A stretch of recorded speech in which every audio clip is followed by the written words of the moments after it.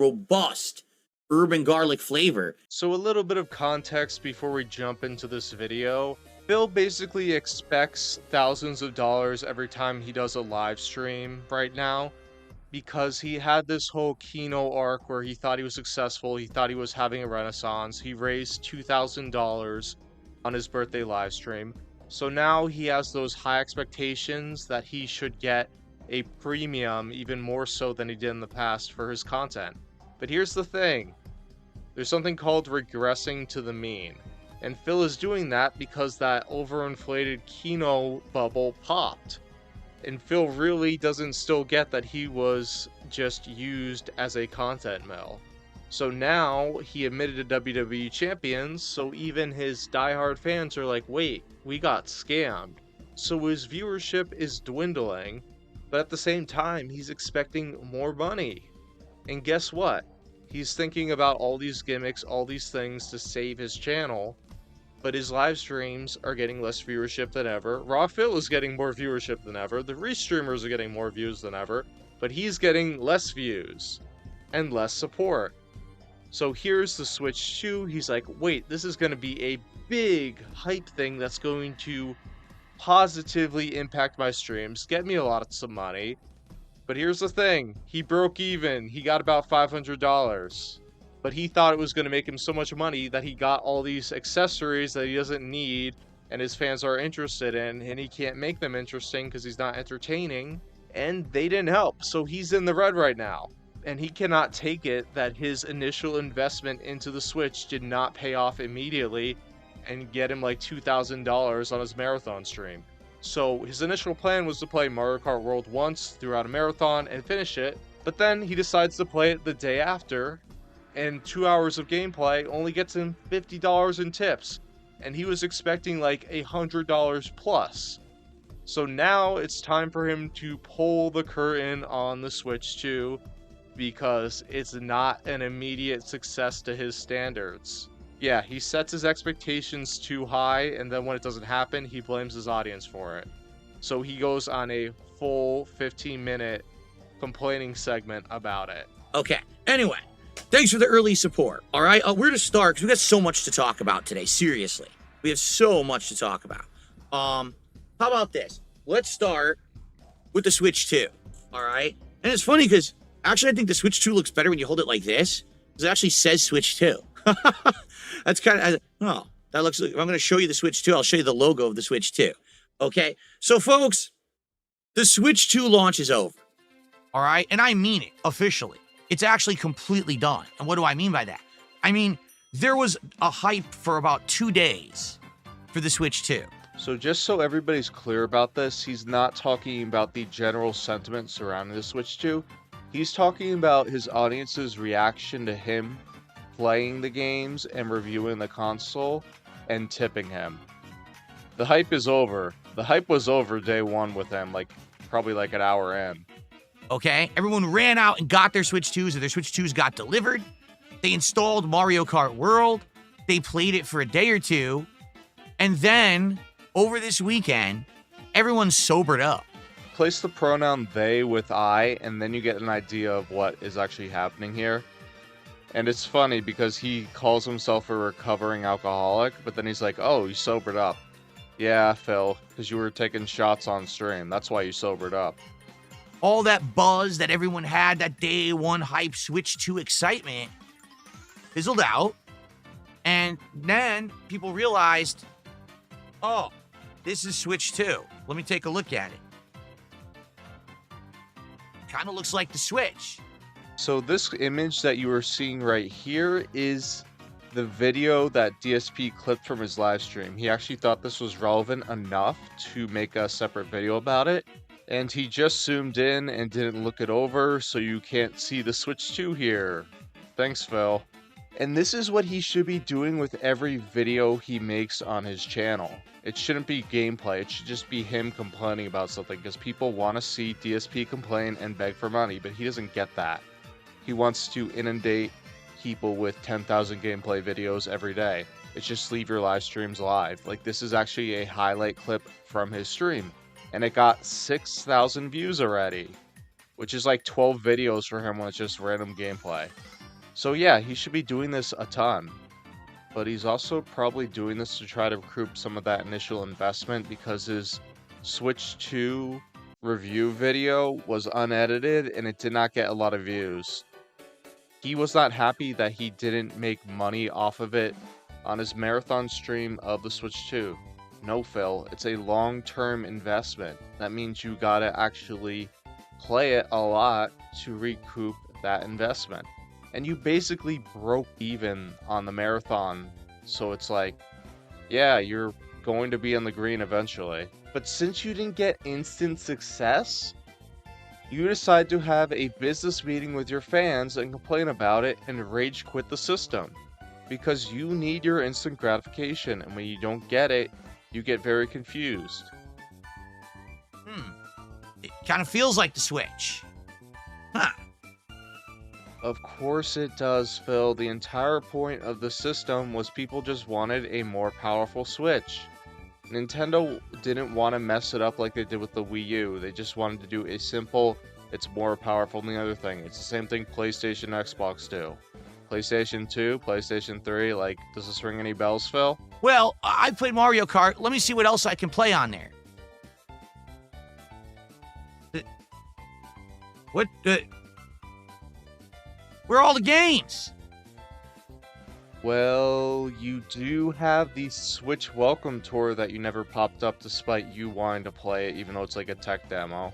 The thing with the Switch 2 is that Mario Kart World is the only exclusive on launch, but the other games that are on the system are brought over from the original Switch. So DSP doesn't want to play those games or replay those games because he's already done them on stream. Even though it'd probably be cool to see him play Elden Ring on the Switch and see how that's improved from the original Switch.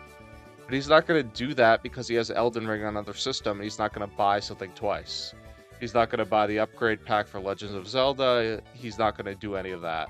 Because he thinks his fans will not like a New Game Plus. And it doesn't really work with Phil's gameplay style because he expects the game to carry him. So he's going to have a lot of trouble making a New Game Plus entertaining because they've already seen the game. I love it. How about the doesn't even matter me, right? One game. I don't know why. I bought a Switch 2 with no games to buy. Yeah, well, you knew that in advance, so it's not like a huge surprise. You bought it because your plan was to play Mario Kart exactly once, for a whole marathon, get through the game, and then shelve it until Donkey Kong Bonanza came out. And now you're like changing your attitude because you decide, okay, I'll do it the second day. The second day flops, $50 in tips. And he's like, okay, this system is a flop because I can't make money off of it because I can't make the game entertaining. Because I think that my fans will be eating up me playing single player Mario Kart against bots. No, Phil, that's boring. That's it. There's nothing on here. There's literally nothing to do with your Switch 2. If the system was not backwards compatible with the original Switch, he'd actually have a point here. But it is. So there's tons of games that you can play on the Switch 1 that you can play on the Switch 2. And these images are just showing you that games that Nintendo put up that are on the Switch 2 that you can actually buy in store. And yeah, I wonder if Phil has played every single one of these games. Once you've bought it and you've played Mario Kart, you're done. There's nothing else. It's a paperweight. Yeah, but this isn't the first console to launch with a non-robust lineup. Like, I remember the Switch, wasn't it just Breath of the Wild? Wasn't the Nintendo 64 basically Super Mario 64 and like 2 other games? It's not unusual to not have 5 or 6 games at launch, because Nintendo wants to spread out their launch window, especially like we're in the middle of the year. The only reason where you'd have like 5 or 6 games was if the console launched like Black Friday. The thing is here, this isn't Phil's business model. Phil's business model is to rush through games and finish them as quickly as possible to keep his audience's attention span on the game and on him. Because otherwise, he'll play it into the ground like Blue Prince and Clair Obscur, and nobody wants to tip him for that. Switch 2 is literally a $450 paperweight. There's nothing to do with this console at all right now. Now, give it a few months, you'll have some more exclusive games that will come out for it. But right now, you have two options. Play Mario Kart World or play games you already played on other platforms for an exorbitant amount of money because they're all charging top dollar on Switch 2. So he actually does have a valid point. I will give him that about the cost of these games that are cross-platform. Like, these games have been out on the PS5 and the Xbox, so they're going to be cheaper. With Switch, they started at $70. So it's like, why get these games at this price point when you already have them on another system? This is really only for the people who are in the Switch ecosystem and haven't bought it yet. And yeah, that is a tough pill to swallow. Nintendo likes to charge a lot for their products, especially because of the cartridge too. But it's like, if you had a digital, like, why can't those games be like $40 or $50? But here's the thing, Phil's a live streamer. He could make that back on Elden Ring. He makes bank on Elden Ring. So for the average consumer, it's a huge issue, but for Phil, no. Are you kidding me? Phil makes bank off these games. Play Cyberpunk again. Play Bravely Default again. Play Street Fighter 6 again. But I already have those games on superior platforms as well where they run better. So why would I want to rebuy them on Switch 2 for $70 a pop? For the people that don't have a Steam Deck or ROG Ally or another handheld of that ilk that want to play it on the go, that's why they want to buy it.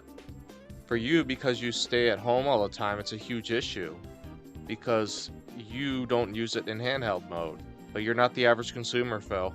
And the answer is, you don't. So the Switch 2, after that 2 days of euphoria where everyone was celebrating Mario Kart, has lost completely its momentum. Yeah, so I'm just going to keep hammering this in. This is Phil talking about him and his audience. He's not talking about the wider picture. He wants you to think he is, but he's talking about his audience's reaction to him and how much money they gave him. He was not happy he only made $500 on the marathon. He was not happy that he only made $50 on his second Mario Kart World stream, which was right after a marathon, Phil. They're exhausted after you playing the game for like 10 hours. You oversaturate way too much. Like, if you waited for a week, it would have performed better. But it didn't because your viewers like, yeah, we may want to see something different. We want some variety here. That's a lot of Mario Kart, Phil. After this weekend where you had Summer Game Fest, now Xbox Showcase, people stopped buzzing about it. And in fact, it's hilarious that the whole attitudes on the internet have shifted from, wow, this is exciting, to, wow, this is boring. What am I doing? Here's the thing, Phil. Summer Game Fest is irrelevant now because companies can just release their own thing online. The internet's a thing, Phil. And yeah, I'm sure most people who bought a Switch 2 are not really concerned about whatever Microsoft is doing, unless it's about them porting their games onto the Switch 2. But now here's the major problem. Mario Kart World, all right? To be transparent with all of you now, I've now played Mario Kart World for about 9 to 10 hours. I made about 8 videos of it, okay? Each video about an hour long, some a little bit longer than that. So what's the deal with Mario Kart World, okay? In a nutshell, better graphics, okay? Nostalgia bait. Yeah, for sure. Absolute nostalgia bait. If you're a fan of previous Mario Kart games or just Nintendo as a you know, creative company and all their IPs and everything. But outside of the graphics and the nostalgia bait, Mario Kart World literally has absolutely nothing of substance. Yeah, Phil was in the complete minority of people who wanted an absolutely new Mario Kart experience and was shocked that he didn't get it. Like, that's why they bundled it with the system, Phil. Because they wanted to sell units. And Mario Kart Deluxe was the best-selling Switch game. So they're like, yeah, we'll just send this game out day one because we think it will lead to people buying the system. And for Phil, he's not going to get a lot of content out of it because he doesn't like multiplayer. He only likes like multiplayer fighting games or Call of Duty. So something like Mario Kart is not going to appeal to him. So all of a sudden, he's surprised that there's like no content. Like if he bought Super Smash Bros, he wouldn't do anything with the game too. It'd be the same thing. He'd play it for 5 hours. He's like, wait, this is boring. And you might say, I don't get it, but it's a new Mario Kart, and we haven't had a new Mario Kart in over a decade. You're right. And Mario Kart World did absolutely nothing to innovate or add anything new whatsoever to the franchise. It's exactly the same. Here's the thing about Mario Kart. It's essentially the same thing each and every time, just a little bit of tweaking added in and a little bit more polish. Because if it isn't broke, you don't fix it. As long as the game sells well, that just tells Nintendo that they should do the same thing next time. He seriously doesn't get it. Like, he wanted like a full-scale campaign, and he was disappointed that he didn't get it. And it's like, I didn't buy Nintendo at all when they said like $80 experience. This game has so much more to offer. Like, my thought is like, they just want to squeeze the money out of people that play it online and play it for hundreds of hours. Like, admittedly, I played Mario Kart Deluxe like over 100 hours on my Switch. And that's what their target demographic was. It wasn't really offering anything more. It was just charging more for the experience. Because that's Nintendo for you. But Phil is surprised because he's paying more for the experience, even though he's the guy that charges a premium to see him stare at the screen and rage and complain and beg for tips. I mean that. It literally is the same as previous Mario Karts. There's no new added spin, no new way to play. It's the same exact game. Yeah, well, the last time they made a huge addition to the formula was Double Dash, and that didn't sell well, even though the GameCube didn't sell well in general. So yeah, they just want to do a very simple game because they don't want to rock the boat. They know Mario Kart is a system seller. So if they make something and it flops, then they have to put more R&D into a more traditional Mario Kart, so why even bother with the risk? Okay. Thank you, Dimitri, for putting us on the front page of Kick. I appreciate that. Now's a good time, actually, for that, as I begin to talk about Switch 2 and Mario Kart World. Excellent. Thank you, Dimitri. Okay, so... Yeah, so I guess he thought this rant had legs, and he was right. It makes me wonder why he doesn't do this all the time. Like, he sees this video and it's like, oh, it got over 6,000 views. Why don't I make more of these? No, instead he does the same tedium of uploading the same gameplay clips that get no views over and over again. He doesn't realize that if something's working, you stick with it. And this is just a clip from his live stream. It's barely more effort than him clicking on and off an OBS. The effort he has to put in is finding the clip in his podcast. That's it. Like at most 5 minutes. And it's like he knows what topics he goes through, so he'll find it easily. It's not a lot of work for like 6,000 more views. I mean, really, Phil? You can't do this all the time? You can't leave your live streams on? FYI, Mario Kart World only has exactly the same amount of tracks as every previous Mario Kart and nothing more. So the number of tracks actually vary per game, but there's at least a minimum of 16 because you have 4 circuits. It's 8 circuits of 4 tracks, so 32 tracks. That's it. They didn't add anything new. They didn't say, hey, because we're charging you $80 this time, we're going to add more content. Absolutely not. Yeah, and really, 32 is a lot for one game, Phil. As I said before, they did this because they knew people would spend the money on it. That's all. They knew the people that play this game for like hundreds of hours would spend the money on it. Like, remember with the Switch Smash Ultimate? Like, people bought like the special edition for 120 just because. It was just extra characters. And you never know, they'll add DLC to this game, obviously. But it'll probably be like 25, 30 bucks extra. If not 40. Because they know people will buy it.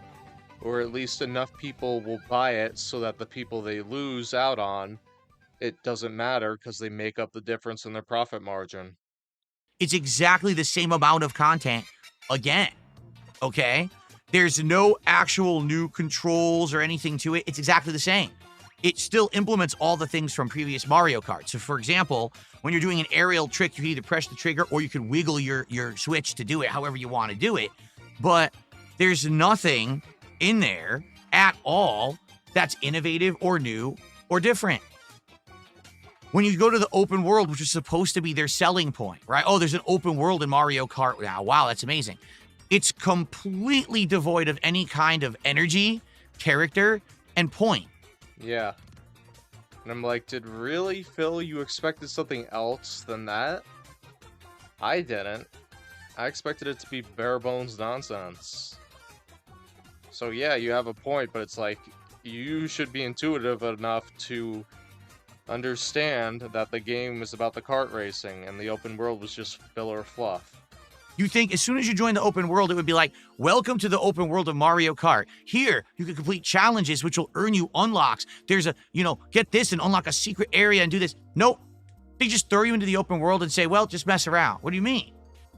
What am I doing? What's the goal? Why am I here? Do you know what a sandbox game is, Phil? Sounds like you're talking about what that is. Like, I haven't seen enough of his gameplay to understand what the open world is, but it's probably just fluff. You figure it out. Well, I bought your game. You tell me what I'm doing. No, you figure it out. Oh, okay. So as you start to explore the open world, you actually realize there's nothing in it. It's just a bunch of pointless challenges where you do, grind on this rail and collect coins. Okay, complete the challenge. What did I get that for? Nothing. Oh. That sounds like when you give a live streamer money, so their reward for you giving them money is for them to eat fast food while you watch them. Oh, look, there's 5 hidden question mark things to drive over. What do you get when you find them all? I don't know. So why would I do it? If you can't spend 5 seconds to explain to me why I need to explore your open world, why would I care about it? Yeah, Phil fell for the day one hype trap. He bought it immediately. He had fear of missing out. And his fans didn't really follow suit with that because they didn't give him enough money. So now he's going to complain about the game. Now, if he made like quadruple the amount of money that he did, do you think he's going to have this rant? Probably not. He'd probably be playing Mario Kart that same day. But Mario Kart is not his business model. Because him complaining about Mario Kart is ridiculous. Because it's just a lot of luck. Because who wants to really see a guy complain about bots beating them? Really? And he's so averse to multiplayer because he doesn't want to look bad that it tarnishes the experience for his fans. It's not positive, it's not meaningful, it's not enjoyable. It's just him staring at the screen, complaining and begging for money. Nintendo couldn't even bother to do that. Like, don't even tell me what's fun about this new feature. Thanks, Nintendo. I think the point of it was for you to figure it out on your own and play around like a sandbox, Phil. Just a thought. So what ends up happening is it just becomes a hub. While you're doing the online play, the open world is a hub that you just endlessly drive around while it's matchmaking you for online matches. And you'll occasionally find things, and maybe you'll do a thing here or there, but it's just not special. It's boring. Well, that's an improvement over a loading screen. It's literally incredibly boring.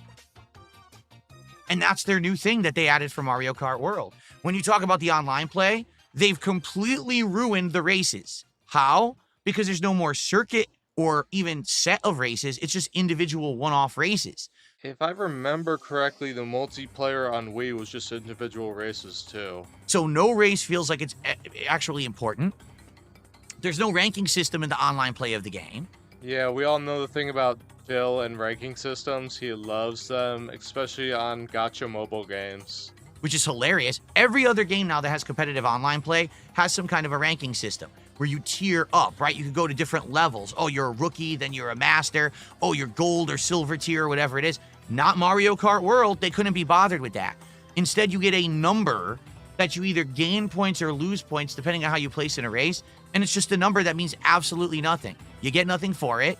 You don't really show up anywhere. No one's going to celebrate if you're the best Mario Kart player because you have a high number in single races. No one cares.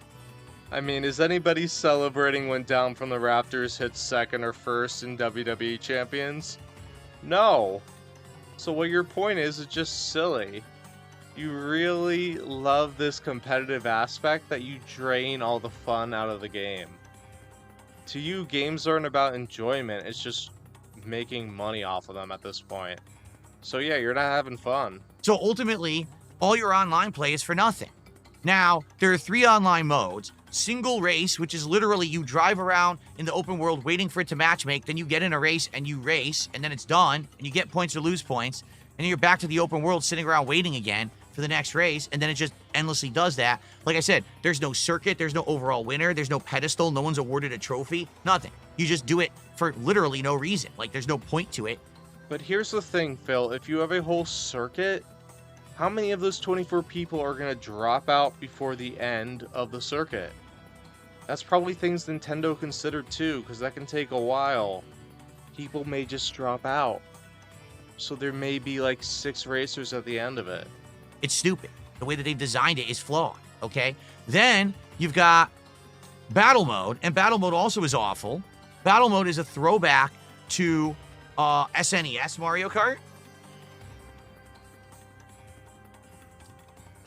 where you're in a very small arena. My hair's all screwed up today. You're in a very small arena, and in that arena with all these other players, you have balloons and you have items. And all you do is you drive in a circle, grabbing items and hitting other players with them until their balloons are gone. Done. Phil, that is the exact same thing as every other battle mode in every other Mario Kart game. What were you expecting? Now, this was cool during the era of SNES because it meant multiplayer on your SNES, and it gave another spin to the game.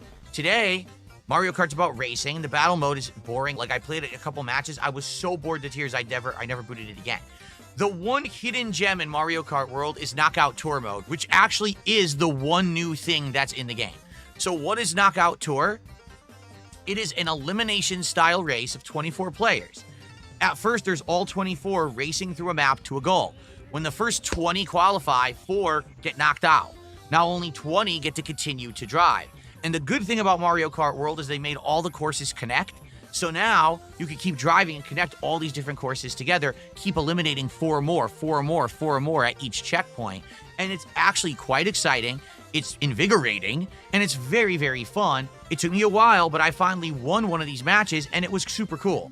Yeah, so you have here a competitive ranking game. That's why Phil enjoys it. So there is an online multiplayer experience for him, but he just doesn't want to tap into it because his fans didn't pay enough money for it. So he's gonna harp on the negative instead of what he actually enjoyed, because that's Phil. He's Mr. Negativity. It's probably the only mode I would ever go back to in Mario Kart World, because listen to this. I beat the entirety of the game, all 32 courses, at the highest difficulty of 150cc in one sitting of 3 hours. Yeah, Phil, well, if you have 15 minutes per circuit, you only have 8 circuits? That is 120 minutes. 2 hours. The point is, you're supposed to replay it over and over and over again, especially online. What you're thinking of is you wanted like a single player campaign where there was 200 courses. Yeah, Phil, if they did that, it would have been a $200 game. And yes, I agree with you, $80 for this is a ripoff. I unlocked all of that in 3 hours. Done. What he's not talking about here is that the racers have different costumes, so I don't know if he unlocked all of those, which I really doubt. What I know is in 8 Deluxe, when you wanted to unlock another glider or cart, you had to collect a certain amount of coins. So that can actually take a while. Okay, let me go online. Well, single race mode sucks, battle mode sucks. Ooh, Knockout Tour is fun, so I ended up playing a couple hours of Knockout Tour. So overall, I made 8 videos, like I said, around 9 hours of Mario Kart World, and there's literally no reason for me to ever boot it up on here ever again unless they add more content, or if I feel like I want to play the Knockout Tour mode for an hour or two for some fun online play. But outside of that, the game's done already. Yeah, because the game is about playing it with others. It's more fun when you're playing it with others at your home, on your couch, or if you're playing it online. The single-player Mario Kart experience is kind of mid. But everybody knows that except for you, Phil. So it's like, what are you complaining about? And that's the flagship launch title they put on Switch 2. They didn't give you a 20 to 30 hour Mario Odyssey. They didn't give you a 40-hour Zelda. They didn't even give you a fun 10 to 15-hour Donkey Kong. They gave you a 3-hour Mario Kart and they sold it for $80, telling you that was the system seller for this $450 paperweight. Phil, your argument is invalid. People play hundreds of hours of Mario Kart. This console is a joke. It does not innovate whatsoever. Taking this controller off magnetically and using it as a mouse is not innovation. You can have a mouse right now on your PC or console. That's not any added value. The fact that they've caught up with other consoles and now can do 4K is not innovative. It doesn't give added value. It's just playing catch up. This thing is a ripoff. Hey Phil, this thing is already $450. You know what Nintendo would charge for a system that was just as powerful as the Series X and the PS5? It would be like $1,000+. Nobody has the money for that. That's not Nintendo's market. They're pushing it by charging $450 for the Switch 2 itself. And the thing is, like, do you see Phil having this rant on the PS2, the PS3, the PS4, the PS5? Because it's doing the same thing, it's just a upgrade to the hardware. He doesn't get it. People actually wanted this, Phil. They didn't want whatever you wanted. There is no reason to own it unless you absolutely need to play Mario Kart right now, and you will be done with it within a day like everyone else is. No, Phil, people are playing online like Fortnite and Fall Guys. That's the idea. Constant online play. And they're going to probably put stuff in where they monetize more of it later on. Like extra costumes, things like that. You don't get it, Phil. People are literally saying, what do I do with this now? What was the hype about?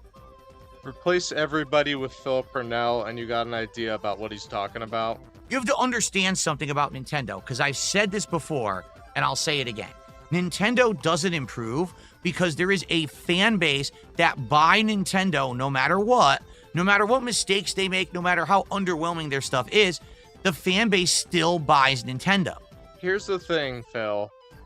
Nintendo makes good first-party games. And that fan base is not as big as you think it is, because otherwise the Wii U would have been a successful console. It completely flopped. So your logic doesn't make any sense. Like, the GameCube didn't sell well, the N64 didn't sell well. So yeah, this thing could have flopped. That's why they played it safe and just did a graphical update, because that's what people wanted. They wanted a more powerful Switch. That's all. So Nintendo has absolutely no reason to ever improve. So you are saying that the Switch 2 is not an improvement over the Switch? It's not more powerful? It's not at a higher resolution? It doesn't have more frames per second? Is that what you're telling me? It's exactly the same as the Switch? The screen's the same size? Are you saying they just put a bunch of switches and put Switch 2 on the box? Because that's what it sounds like. Why would you put something new, special, or innovative onto Switch 2 when people are going to buy it anyway? Phil, you completely do not get this. People did not want a complete overhaul. They wanted a more powerful Switch, so Nintendo gave them a more powerful Switch. Nintendo listened to their consumer base. You are not their consumer base, Phil. You're just this random guy on the internet that buys all the games and is complaining. Like, did you complain about the PS5 not being innovative over the PS4? It was basically the same thing, Phil, just more powerful. That's like every iteration of the PlayStation. What are you talking about? You know how hard it was to get this thing? Ridiculous. Waiting in queues, clicking, have to be there at a super special time when it drops to get it. And you get it, what do I have this for? What am I doing? So you have it so you can pad your stream so you can e-bag on it. And the e-bagging didn't work, so now you're having a whole rant about it because you bought it for at least $450 and you didn't make instant profit off of it. It's an investment, Phil. You should know this. You majored in business. Investments sometimes take time to pay off. And he will make bank off the Switch 2, I assure you, because Pokemon Legends Arceus will do very well for him if he brings back the nickname to name a Pokemon gimmick.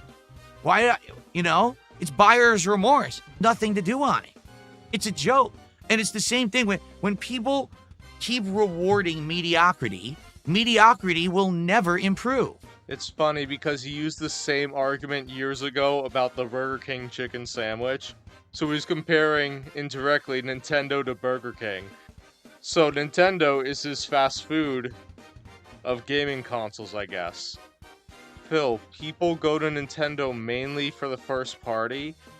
People that flocked to the Switch that didn't for the first parties thought it was cool to play a game in handheld and on their TVs. And that's why, for the Switch 2, they wanted a more powerful Switch. Nintendo will never put the extra effort in to make something special if you keep rewarding them with your money. Do you get it? The same concept applies to a certain live streamer. I am a content creator. It was my job and responsibility to get this thing. No, it was not. You can certainly pick and choose what you do, Phil. You're not tethered to Nintendo or any other console or any system or any type of entertainment. You do what you want to do. You thought this was going to make you bank immediately, and it didn't. So now you're coping over it. And to tell you the truth about it. But everyone else who ran out and bought into the hype is now feeling it in their wallets. I just dropped all that money, and I got nothing to play on this thing. I don't want to play a game again. I already played on something else and spent $80 to buy it. What a ripoff. Yeah, so this is Phil using somebody else, this imaginary person, this imaginary audience, as his mouthpiece here.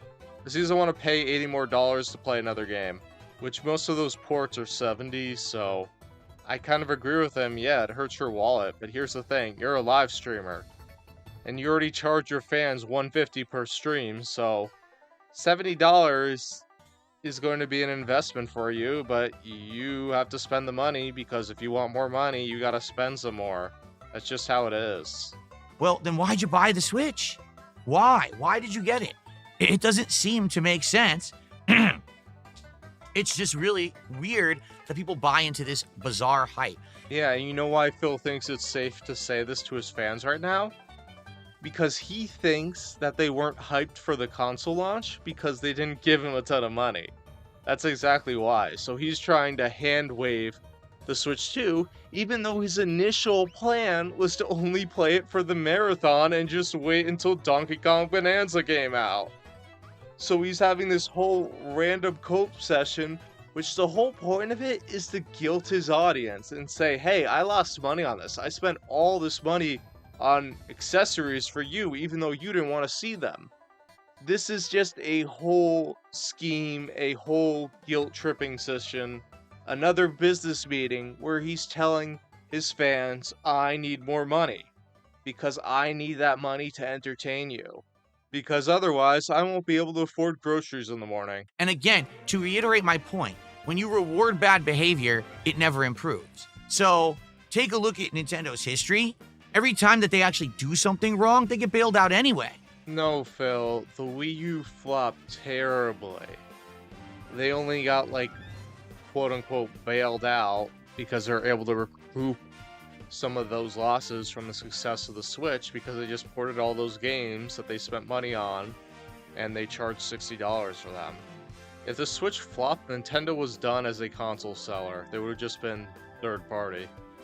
No one liked the Wii U, so what did people do? They ran out and they bought 1 million amiibos. Selling amiibos is not the same as selling a system and software, Phil. It's not. And some of the amiibos had functionality with the Nintendo 3DS, their handheld. Their handhelds kept them afloat during that time. If the Switch flopped, they would have just switched development back to the 3DS and they just would have been exclusively handheld. So Nintendo made an insane amount of money anyway, even though their console and games weren't selling. So why should we change? I just don't get it. It's very bizarre. All right, so ladies and gentlemen, the Switch 2 is a huge disappointment. And now, much like every other Nintendo console up to this point, besides maybe the SNES, I have absolutely nothing to do with my Switch 2 besides... Yeah, Phil, and who could have predicted it? Like the guy who only brought out his Switch once or twice a year when there was a Mario or Pokemon game out. Like, come on. And the titles of launch games were available and known. This isn't a surprise, Phil. Maybe every once in a while, say, hey, let's do a night where we just do some Mario Kart Knockout Tour and just have some fun, see if I can win a match or two. Yeah, that's the entire point of the Mario Kart. It's the multiplayer party experience. I don't understand why you were expecting anything different. You wanted to play this game like constantly for a week every stream? Is that what you're saying? Every night stream be a Mario Kart night stream? No, Phil. This is the thing, you oversaturate. You play games too much. 12 streams a week is too much. That's why you don't hit the goals all the time. Because your fans don't have enough money to sustain it every single day, every single stream. You need to grow your audience to do that, and you refuse to grow your audience. That's it. There's nothing else to do with this thing. Now, in a month, there's the new Donkey Kong Bonanza. I am excited for that. That looks good. But this will now collect dust for a month. I have nothing to do with it. It will sit around, pointless, complete waste of time and money. You can say the same thing about every other Nintendo console you own. What's hilarious is everyone who ran out and bought carrying cases like me, okay, I'm guilty of this, and all these accessories, what do you need it for? There's one game. If you are traveling, that's why you have a carrying case, Phil. Oh, yeah. Anyway, so Switch 2 is already dead. You know, it really is, like, legit, no lie. Everyone over the weekend was like, wow, that's really it? And then started talking about another game that they saw at State of Play or Summer Game Fest, and now this morning, Xbox Showcase. This is completely already done. So, Phil, you don't get what a console is supposed to do. Like, what did you expect? Did you want Nintendo to put 10 launch titles immediately? No, they're going to spread them out. People aren't going to buy 10 games at once. They want them to spread them out so more people will see the console, more people will adopt the hardware over time. That's how they do it. If they did 10 at launch, people would buy 3 games at most and then stop. They'll just wait for the game to go on sale because they have other games that they can play. What Nintendo is doing, they're going to drip feed you the games once a month so you buy it when you get your paycheck. So you're not just waiting there for a year, waiting for those games to go on sale. You are not the average Nintendo consumer. I'm sorry, that's just how it is. That's why this console doesn't appeal to you at all. You thought that it would appeal to your fans, but here's the thing, it's not about Mario Kart World, it's about you. You're supposed to make the streams entertaining. And Mario Kart World doesn't do that because it exposes how whiny you are, how you complain about everything, how you can't handle losing. And the thing is, people can take that in Call of Duty or other games where it's like this serious thing, but Mario Kart, it's about having fun. And you do not have fun playing the games. Maybe you did in the past, but today, in 2025, you do not do that. And you know why? Because you play games way too much. You play games 12 days a week. You get at least 30 hours of gameplay each week. And you are well past the point of doing that. You are burnt out. But you need those games because you're terrible at everything else and can't make anything else interesting or entertaining. So they are basically fluff filler. If you were monetized on Twitch right now, you would probably be just live streaming Kitchen Nightmares or something and just pausing the video occasionally and just saying, huh, or something like that. That's what you do. Because you don't have any other place to turn, and that's why you're stuck as a gaming creator. And that's why everybody else is curating your content while you are doing the same thing with your slop over and over again, and you have a dwindling viewership. It's on you, man. It's all on you.